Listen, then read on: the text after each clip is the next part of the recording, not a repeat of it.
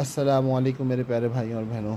میں نے کچھ دن پہلے لمپی کے حوالے سے ایک ویڈیو بنائی تھی جس میں یہ کہا گیا تھا کہ عیبدار جانور ہو جاتا ہے لمپی کے بعد، اور عیبدار جانور کی قربانی شرعاً جائز نہیں ہے.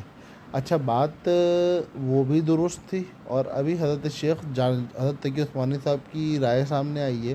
ایک فتویٰ ابھی جامع دارالعلوم کراچی کا آیا ہے جس پہ حضرت کے دستخط آپ کے سامنے ہے.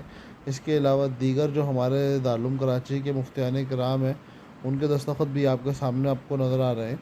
تو اس فتوے کے اندر جو کہ 3 جولائی کو شائع ہوا ہے، سوال یہ آیا ہے کہ آج کل جانوروں میں ایک بیماری چل رہی ہے لمپی اسکن کے نام سے، ایسے جانور کی قربانی کا حکم کیا ہے، اس کے متعلق رہنمائی فرمائیں. تو جواب میں حضرات نے جواب دیا ہے کہ سوال میں مذکور بیماری کے بارے میں موجودہ طبی تحقیقات کے مطابق بیماری کا اثر جانور کے گوشت پر نہیں ہوتا، اور ایسے جانور کا گوشت اور دودھ مضر صحت نہیں. لہذا اگر یہ تحقیقات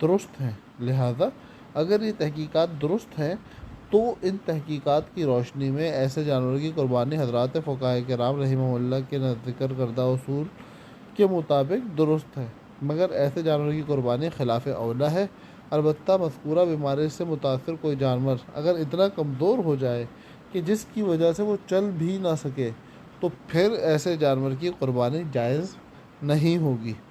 تو پتہ یہ چلا کہ بھائی تحقیقات جو حضرات تک پہنچی ہیں اس کے مطابق حکم دیا گیا ہے، اور حکم یہ دیا گیا ہے کہ اگر وہ تحقیقات درست ہیں، گوشت اور دودھ اس بیماری کے اثر سے پاک ہیں تو قربانی درست ہے.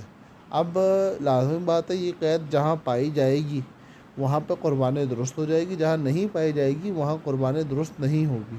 تو اس لیے اس دارالفتہ کی رائے کو بھی نکارا نہ جائے اور اس دارالفتہ کی رائے کو بھی نہ نکارا جائے، بلکہ یہ دیکھا جائے کہ جو تحقیقات بتانے والے اور جو تحقیق پہنچانے والی بات ہوئی ہے تو وہ تحقیقات کس حد تک درست ہے. اس کے بارے میں جس کی جو تشفی ہو وہ اسی مطابق دیے گئے فتوے کو فالو کرے.